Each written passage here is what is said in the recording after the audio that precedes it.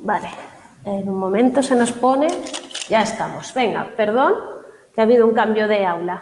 Vale, entonces vamos a darnos un poquito de prisa, que nos han hecho perder un poquito de tiempo. Para variar, voy a ir rápido, ¿vale?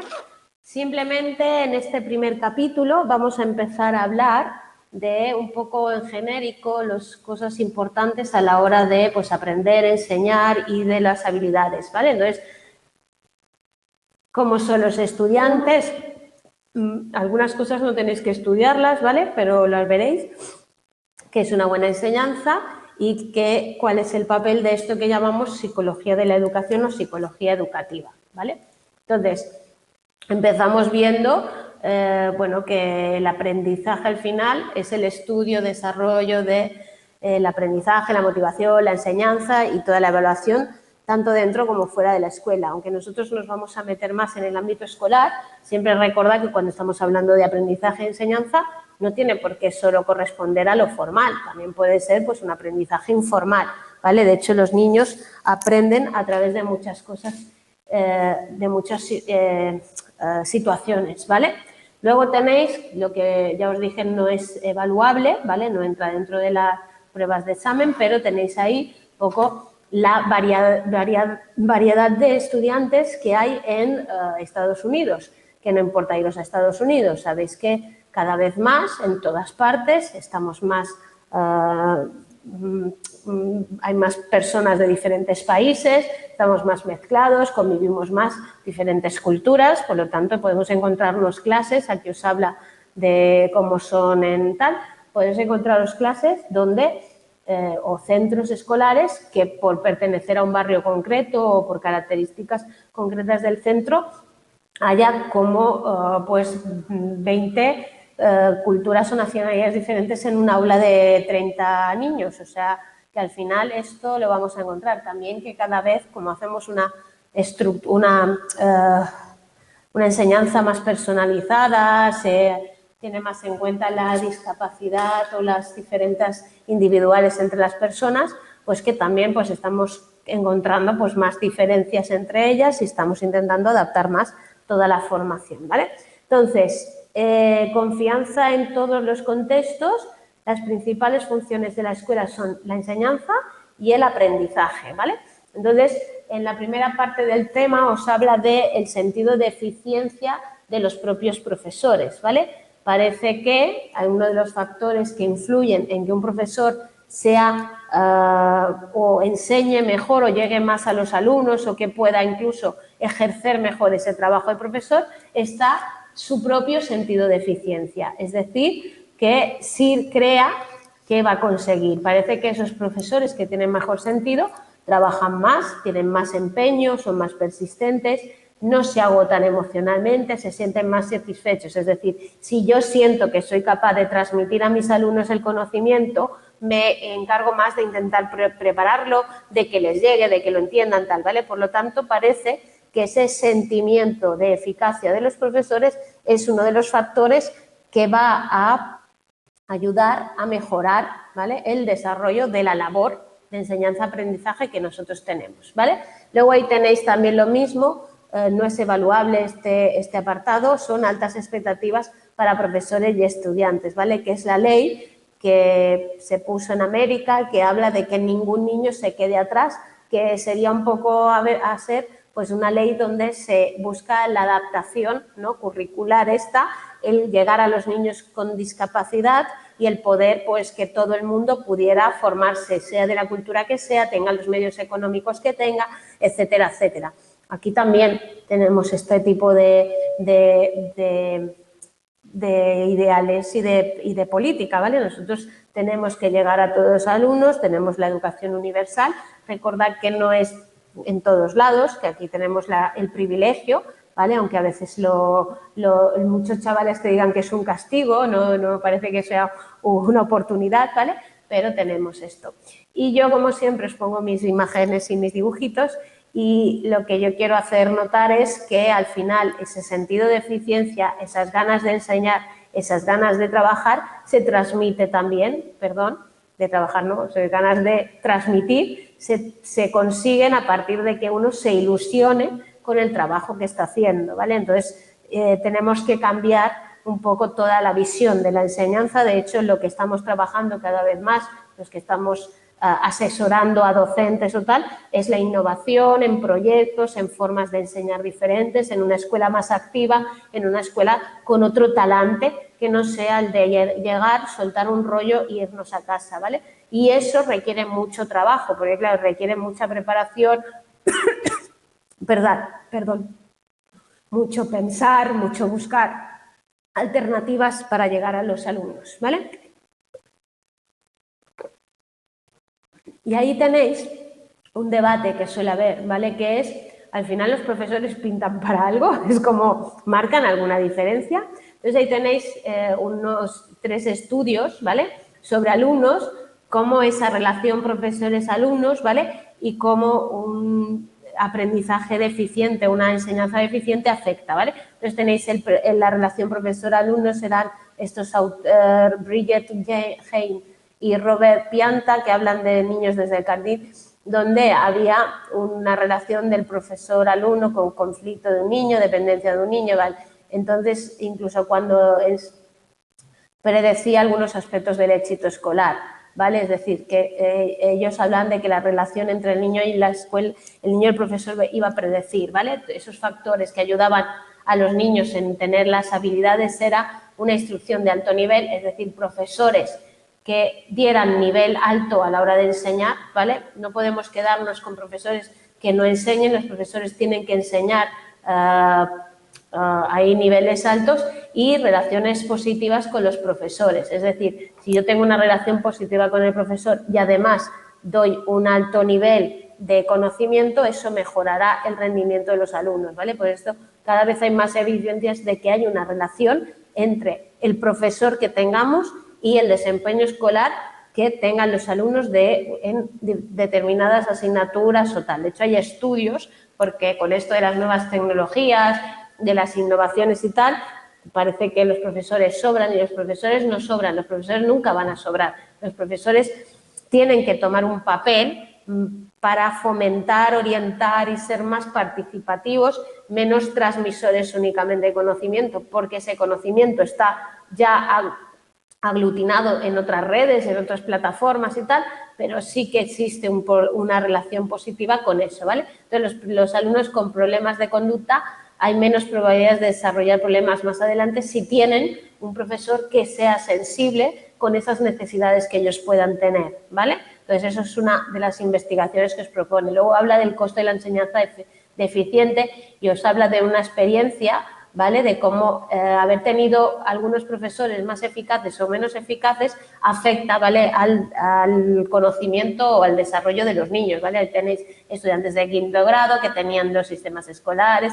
Los estudiadores buscaron profesores eficientes durante tercero, cuarto y quinto, ¿vale? Y lograron unas calificaciones mucho más altas que los que tuvieron profesores a los que se consideró menos eficientes, que tuvieron unas calificaciones por mucho, bastante, bueno, casi un 50% por debajo de los otros, ¿vale? Entonces, al final, los estudiantes que tenían profesores que ni eran muy eficientes ni poco eficientes, tenían pues diferentes tipos de tal, pero que eso muestra cómo afecta, ¿vale? Entonces, incluyeron que los mejores profesores motivaron logros y de buenos a excelentes en los estudiantes, en todos, ¿vale?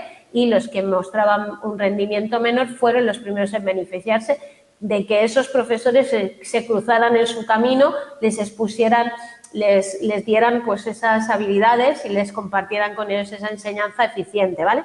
Y los efectos de esa enseñanza fueron acumulativos y residuales, es decir, que fueron mejorando con los años y además dejaron una huella, ¿vale? Para el trabajo. Y luego el 7% de las diferencias en la mejoría de las calificaciones de los exámenes pueden atribuirse a los profesores.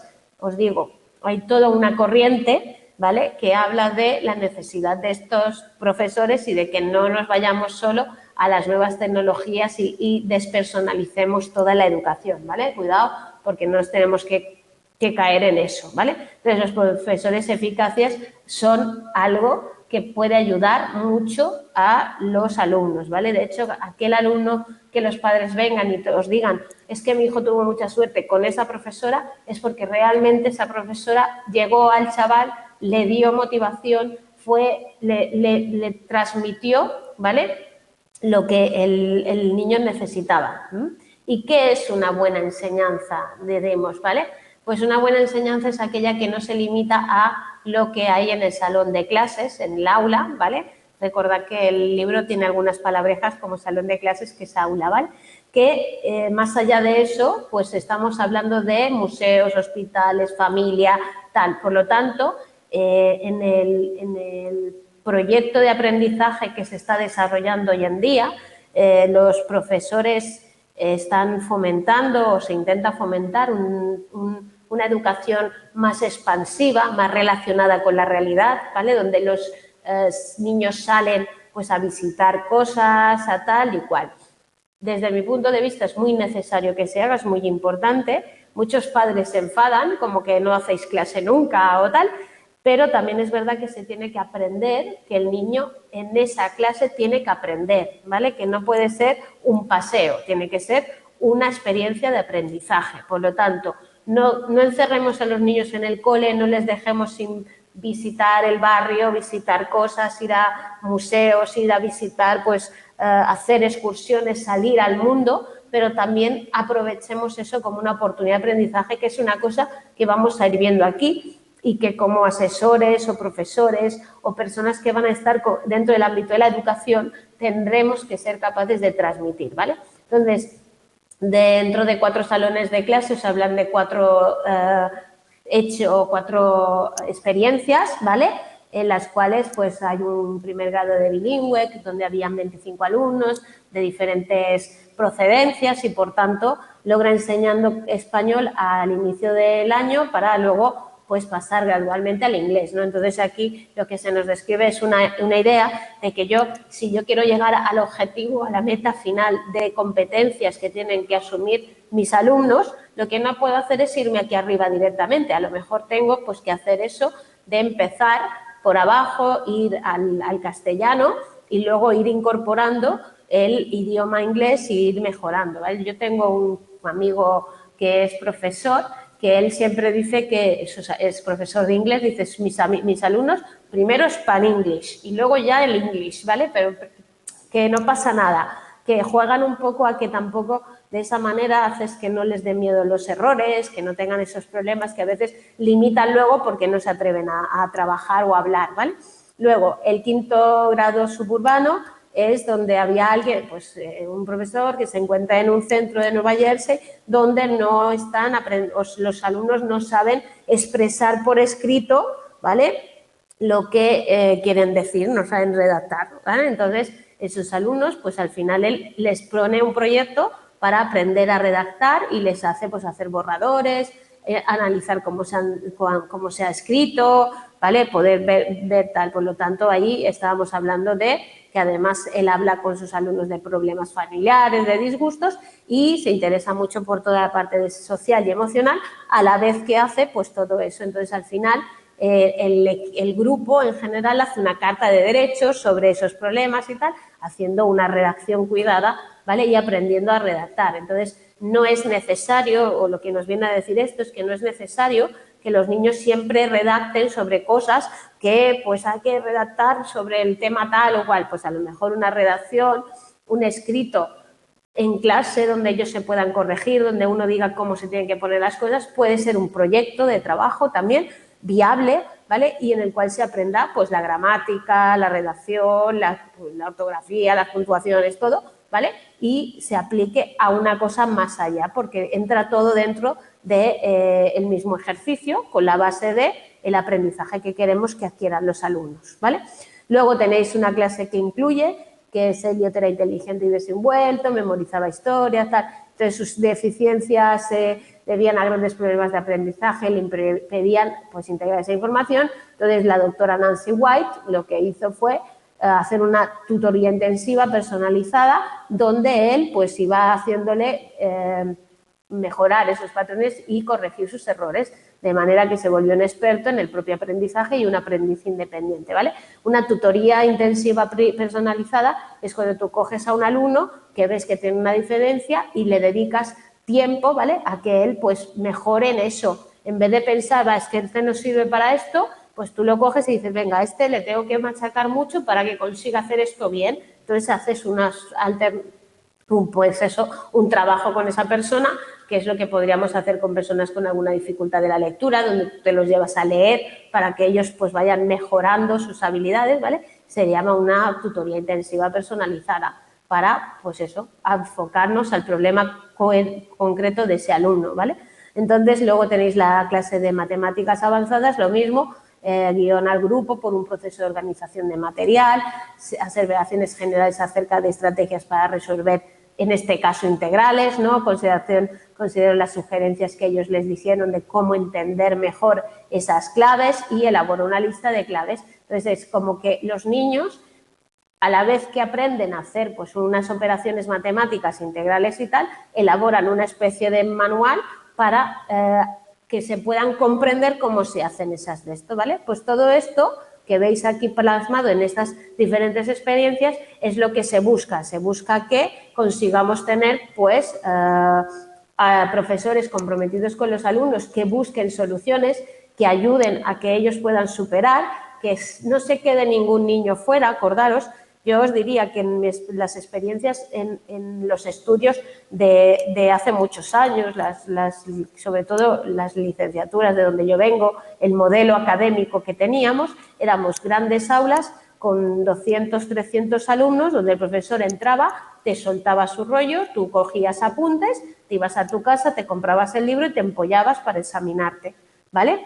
Claro que aquí, en la UNED, tenemos un modelo algo así similar, pero la universidad presencial o algunas universidades también así están cambiando ese modelo para hacer pues el modelo más de trabajo práctico, de integrar, de proyectos de estos y de todo esto. Por lo tanto, tenemos que comprometernos con los alumnos para que ellos quieran aprender, para que ellos tal. Nosotros vamos a asesorar a esos profesores, vamos a asesorar a esos alumnos, vamos a asesorar o vamos a ser profesores. Y entonces todo eso lo tenemos que tener en cuenta, ¿vale? Hay que tener más habilidades y ser capaces de afrontar esos desafíos nuevos que nos trae esta nueva, pues la nueva sociedad, las nuevas tal.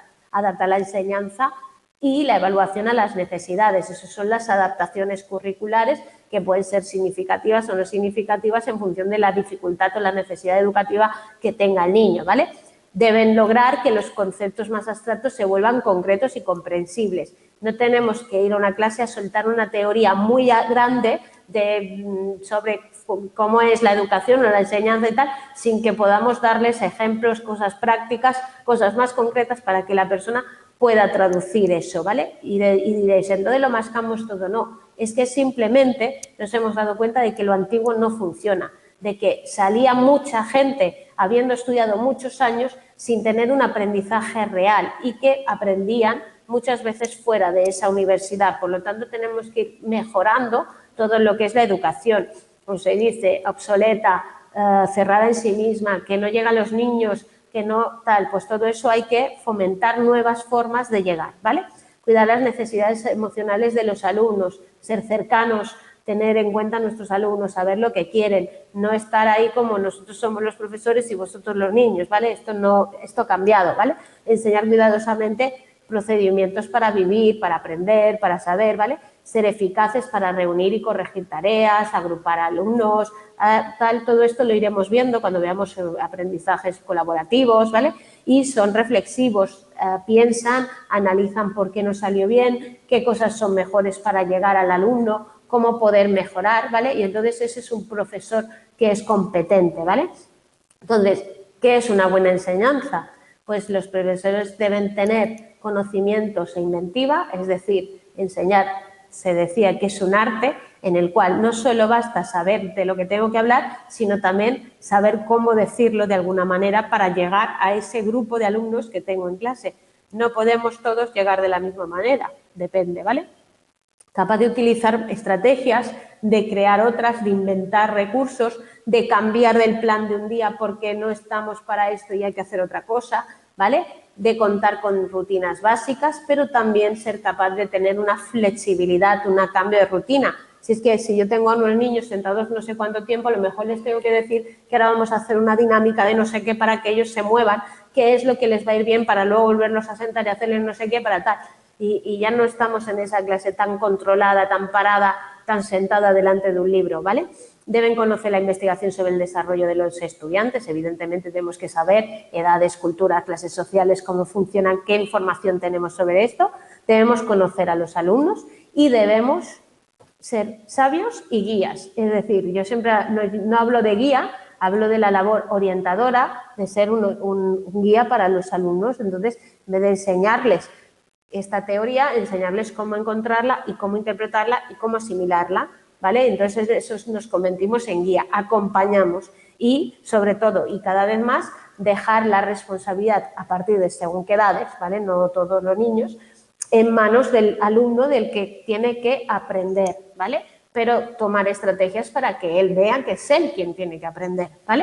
Luego está la instrucción diferenciada, que es tener en cuenta habilidades, conocimientos previos y desafíos de los estudiantes, ajustar, ¿vale?, a la materia que se enseñe y a la necesidad, ¿vale? Estamos hablando de ser capaces de llegar a esos tipos de alumnos diversos que pone aquí, que tenemos en el aula, desde personas que son de fuera y no hablan el idioma, a personas que tienen una minusvalía de algún tipo, o personas que tienen una discapacidad sensorial, visual, o personas que tienen un trastorno del desarrollo, un TEA, o personas que tienen un trastorno del aprendizaje, ¿vale? Entonces, se trata de hacer una instrucción donde cojamos esa ventaja de la diversidad y trabajemos a partir de ella y no tanto como ignorándola o separándola, ¿vale? Entonces, ahí tenéis cómo las clases diferenciadas, hay alumnos que trabajan a diferentes niveles, que también pueden aprender diferentes cosas, que se evalúan por medio de diferentes criterios, por ejemplo, evaluar la gramática o la redacción a partir de algo que les interese y no tanto de que me sepan una regla, sino de cómo están escribiendo, ¿vale? Luego, esos elementos de la diferenciación son todos los estudiantes buscan desafíos, objetivos, afirmación, poder y posibilidad de contribuir. Aunque creamos que no, el niño más rabioso, discordante que tengáis en el aula, busca su pedacito de lugar y la realidad es que el rendimiento académico, como ya les damos mucha caña y qué notas sacas y qué tal, y tu amigo lo hace muy bien y tal, es algo que les toca. Entonces, al final, yo no creo que haya ningún alumno que se sienta en una clase y no quiera aprender. Lo que pasa es que hay que saber enseñarles, ¿vale? Y hay que dejarles un espacio. Entonces, si hay el típico que siempre se equivoca o que no sabe o no destaca, pues buscar un medio por el cual él pueda destacar. Lo veremos cuando estudiemos la motivación, ¿vale? Al final hay que hacer que ellos puedan decir. El profesor seguro de sí mismo que percibe las necesidades como oportunidades. Oye, hoy no funciona esto, no tal, o este niño necesita otra cosa. En vez de, es que ahora tengo que preparar no sé cuántos exámenes diferentes y es que no sé qué, pues eso no, eso va a cambiar y tiene que cambiar. Entonces tenemos que ir a invitar, a investir, a persistir, a dar oportunidad y reflexionar, ¿vale?, sobre todo lo que se quiera. Entonces, cualquier reflexión que un niño haga en público, en una clase, debe ser reforzada. Luego corregida si es necesario, pero reforzada de, bueno, pero ¿qué has pensado en ello? Otra cosa es que no hayas pensado bien y que te tengo que matizar los contenidos, pero no está mal. Pero claro, muchas veces es, esto que dices no tal, y entonces en vez de fomentar esa reflexión, nos cargamos el proceso reflexivo, ¿vale? Entonces, crear un currículum y una instrucción enfocados para todos los problemas y el andamiaje, ¿no? ¿Sabéis? ¿Os acordáis del andamiaje? Que es el proceso por el cual damos un apoyo, un andamio, ¿vale? Un apoyo para que los alumnos puedan llegar siempre un poquito más allá y no nos quedamos con, bueno, todo lo que puedo hacer es esto, pues ya está, ¿vale?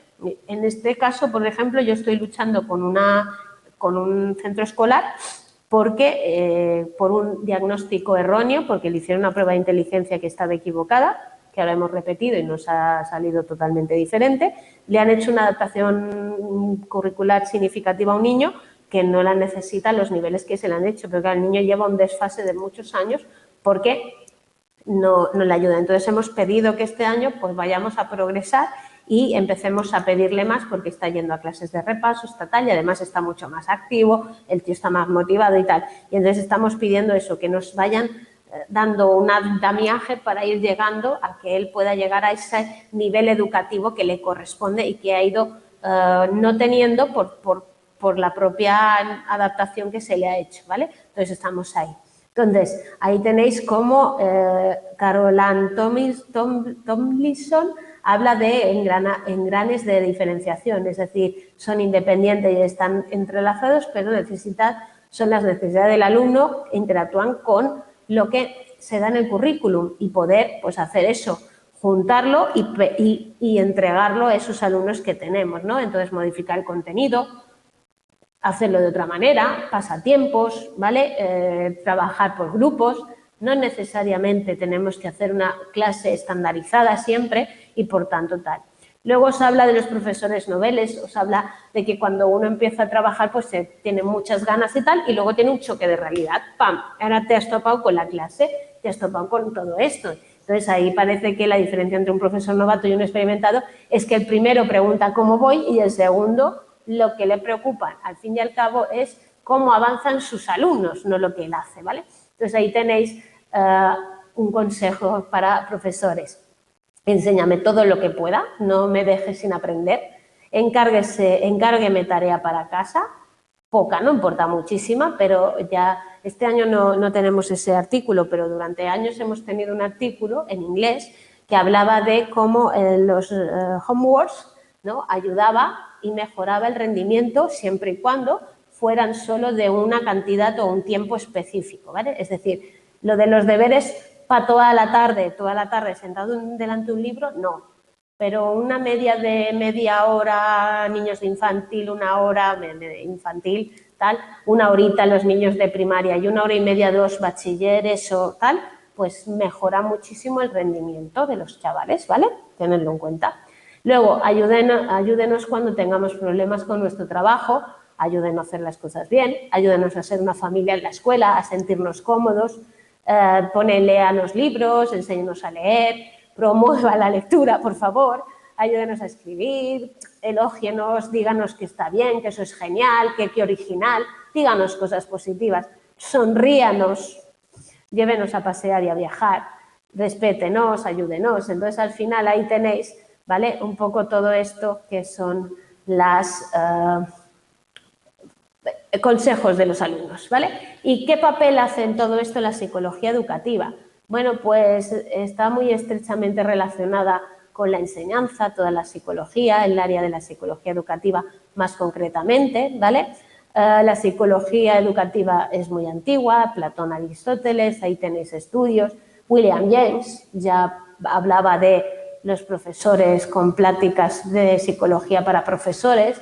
William James es muy antiguo, Stanley Hall ya era un discípulo de James y ya empezó a fundar la Asociación de Psicología Americana y ya hablaba de la manera en que los niños entienden el mundo y animaba a los profesores a hacer esas observaciones, ¿vale? Para estudiar el desarrollo de los alumnos y ver cómo iban avanzando, etcétera, etcétera, ¿vale?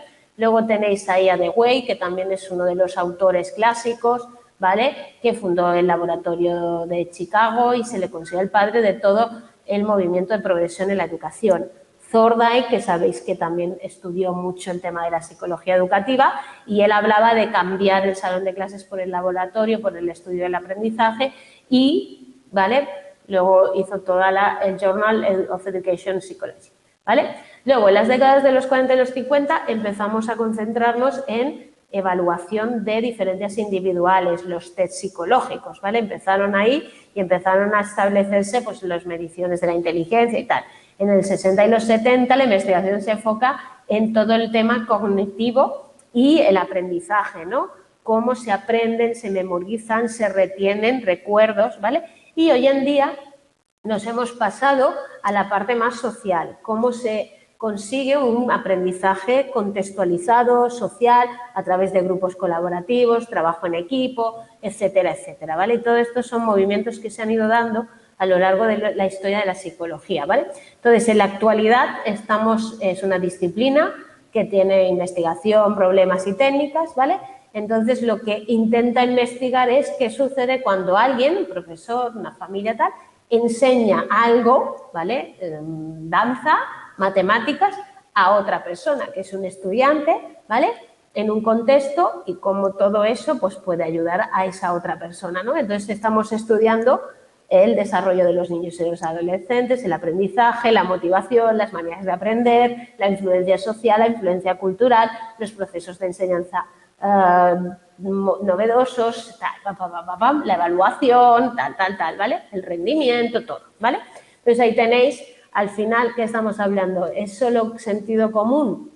Bueno, al final hay cosas, porque esto lo que se refiere es que hay cosas que no son sentido común o que no cuadra lo que el sentido común dice con lo que nosotros sabemos. Por ejemplo, el tema de tomar turnos en clase y tal, ¿vale? Entonces, ahí se habla de cómo, si la respuesta del sentido común es que los profesores deben elegir a los estudiantes de forma aleatoria, de manera que todos tengan que estar atentos en clase y tal, ¿vale? Entonces, ahí tenéis que hay una respuesta basada en la investigación que dice que no está tan claro y que no es tan sencillo, que el factor clave de esta estrategia es que el niño tenga la oportunidad de participar, no es de pillarle, no es de qué tal, ¿vale? Entonces, si el uso de algún sistema para incluir a todos podría pasarse por alto o ignorar a los alumnos tal, porque cuando pides aleatoriamente, pues puedes no tener claro a quién le has preguntado, a quién no, ¿vale?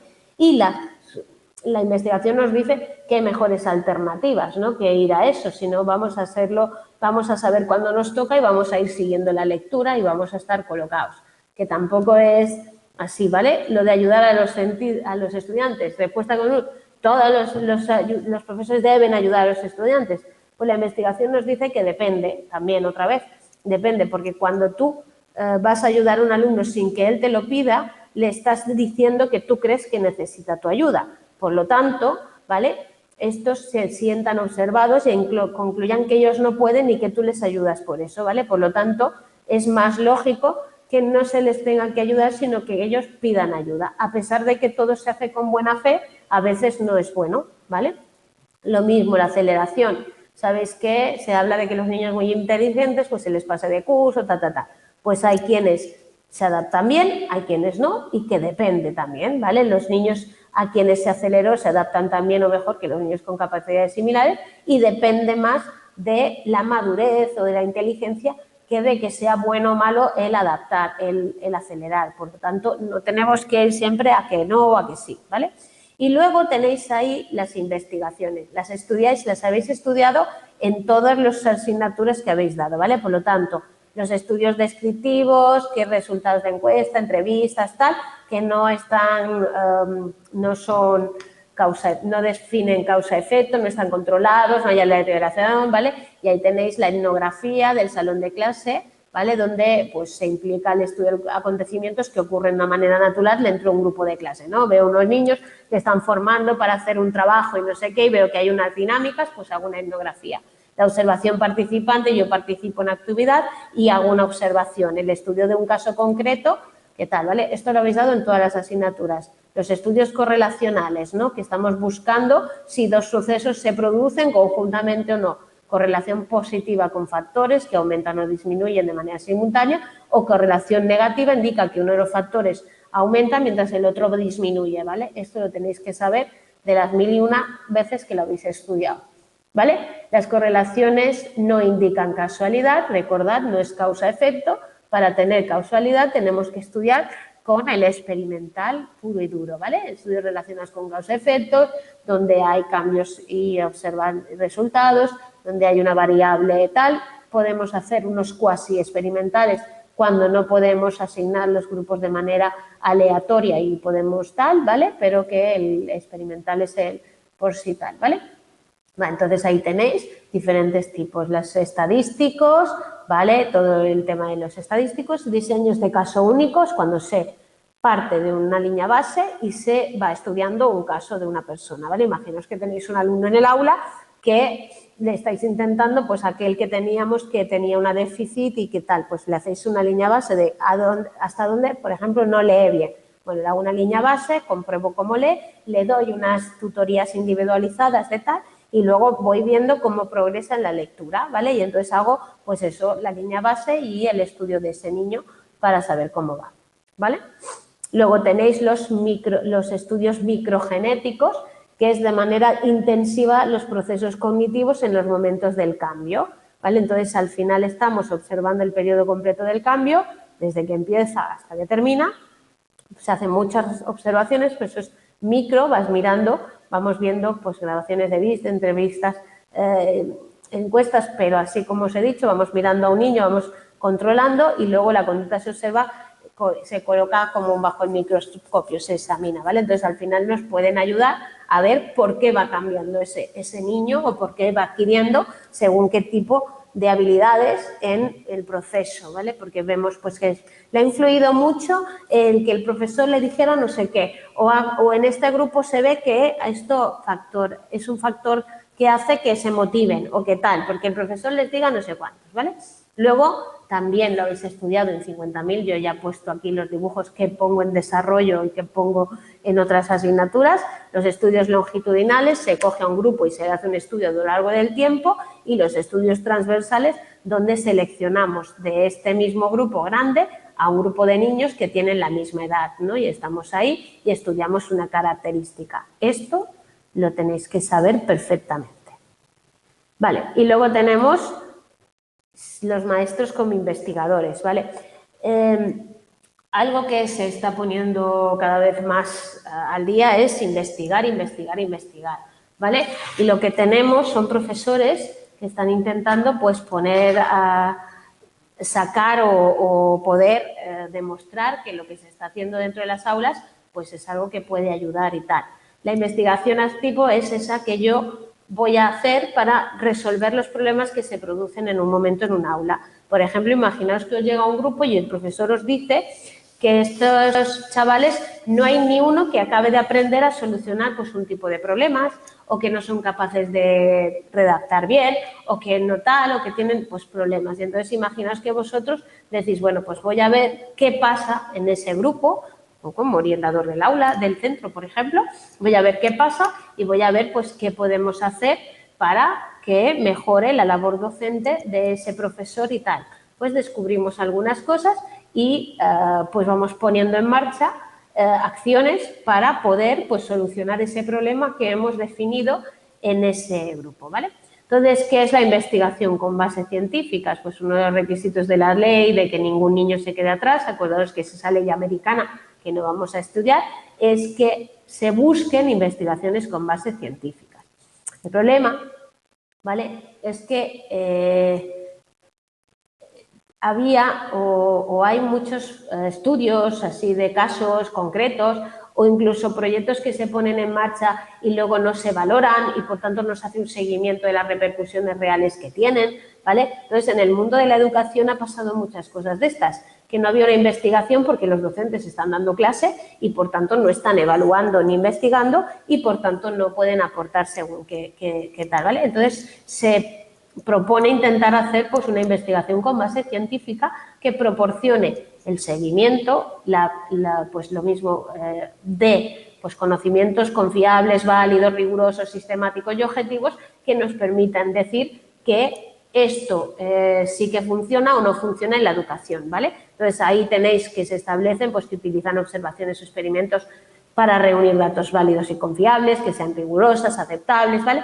Y que esta descripción de investigación con base científica coincide más con el método experimental, es decir, que vaya un poquito más en riguroso, porque lo que no puede ser es que yo me siente y diga, bueno, he hecho esto en clase y los alumnos han aprobado, vale, pero ¿qué es lo que tú has hecho tú por tus características personales, con qué proyectos, qué materiales, qué tipo de niños tenías? Entonces, al final, en educación luego es muy difícil, porque claro, tú dices, bueno, vale, yo voy a hacer lo mismo que ha hecho mi compañera en su clase de aquí al lado, pero resulta que yo tengo una clase con características radicalmente diferentes y que el método que están utilizando aquí no me funciona. O yo llego a una clase y yo siempre he usado un método y de repente esto pues no me funciona. Pues a lo mejor tengo que dedicar un tiempo a adecuar el método, a irlos haciendo entrar en el método para poder tal, ¿vale? Entonces, las teorías de enseñanza nos intentan hacer comprender ¿Qué ocurre cuando alguien le enseña algo a otra persona en algún contexto? Es decir, estoy enseñando, ¿vale? Y la investigación está examinando pues, aspectos de la limitados de una situación, ¿vale? Las variables que pueden estar influyendo en eso, ¿vale? Por lo tanto, se realizan suficientes estudios para poder hacer eso. ¿Qué pasa? Que al final teorías de exposición integradas de principios a finalidad de explicación de fenómenos para el sentido común es una suposición no coordenada, pero luego tenemos que sacar esas teorías que sean científicas y que vengan avaladas por datos reales, ¿vale? Por lo tanto, estas teorías que tenemos cuando hablamos de teorías de enseñanza tienen que ser teorías con datos, ¿vale? Que realmente estén investigaciones sistemáticas y que tengan un punto de partida para poder pues, garantizar que ese hecho que estás haciendo, ¿no? Bueno, yo me he inventado un proyecto y voy a intentar hacerlo. Bueno, pues ya que lo haces, investiga para ver si realmente es bueno, ¿eh? La investigación es un ciclo continuo que incluye especificación de una hipótesis clara, qué quiero saber, coger teorías que le den una base, compilar y analizar la información, los datos en referente, modificar y mejorar esas teorías si hemos podido aportar algo diferente a partir del análisis de nuestros resultados y formalizar siempre formular nuevas preguntas y crear nuevo aprendizaje, ¿vale? Cuando es empírico, es que está basado en los datos, ¿vale? Entonces hay que buscar un análisis de datos empíricos.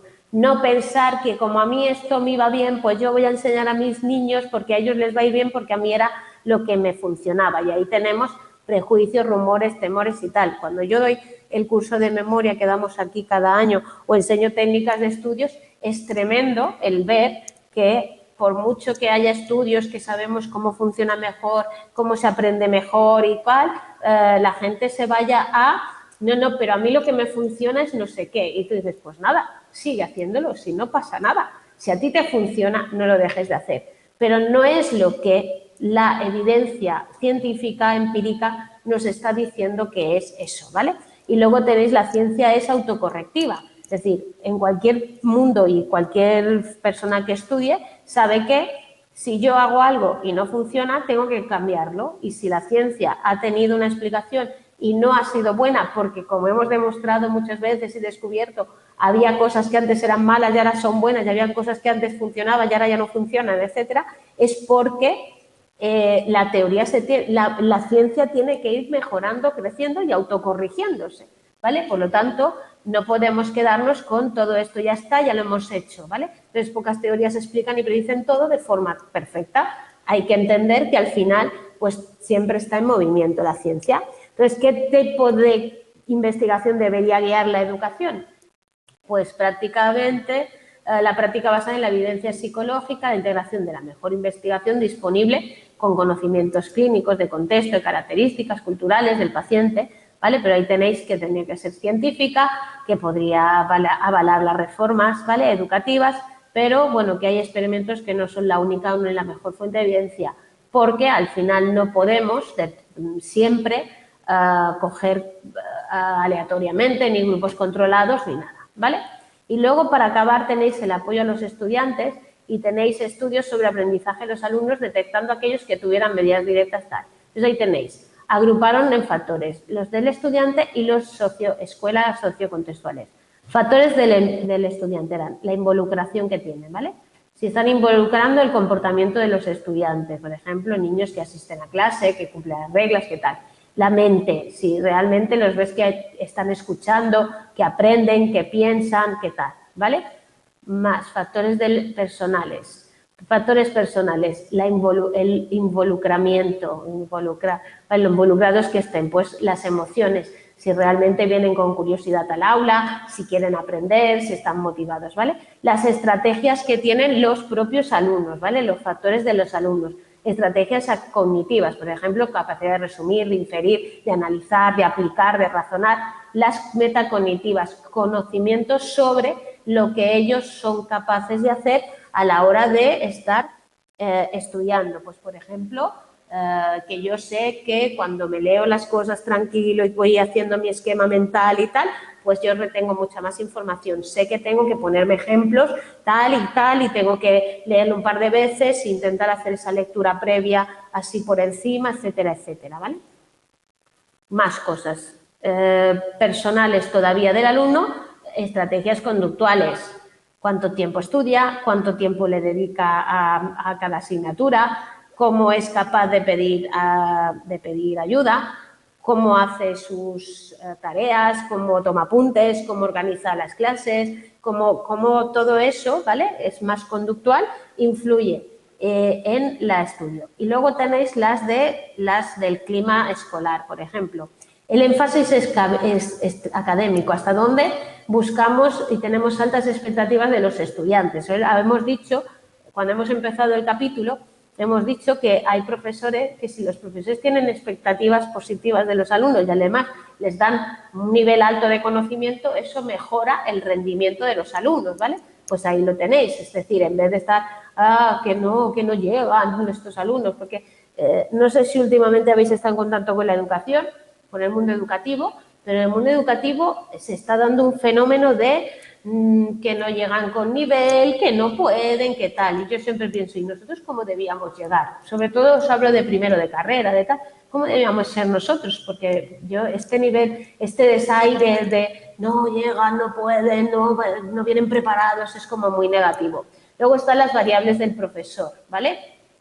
Enseñar en la escuela, esa calidad positiva, eso que hemos dicho de eficacia, eficiencia, las ganas, el interés, el saber cómo orientar a los alumnos, el proponer cosas diferentes, la flexibilidad, bueno, todo lo que hemos estudiado, todo lo que hemos leído a lo largo del capítulo. El liderazgo del director, es decir, una escuela es como un buque, es una empresa, llamadlo como queráis. Al final hay un director que tiene que manejar muchos recursos, muchas personas, a los alumnos, los padres, en relación con el contexto, tal. Y si hay una persona al cargo de eso, que sepa manejar las variables, que sepa arrastrar a todo el equipo, que sepa tal, pues esa persona va a poder llevar mejor la clase o la docencia, ¿vale?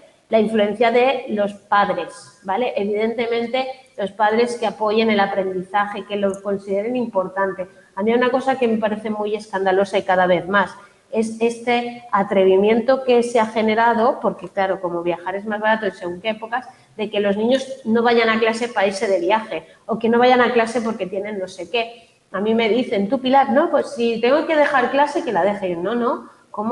¿Qué les estamos diciendo a los niños?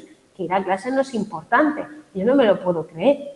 Es súper importante ir a clase, es súper importante aprovechar eso. Y nosotros los adultos, bueno, si falla un día no pasa nada. Bueno, si falla un día no pasa nada, el niño se queda con la historia. Y nos estamos encontrando con personas adultas que fallan de repente. O sea, incluso es que me tengo que tal porque tengo un viaje, pues no puedo venir al examen. Y tú dices, perdón.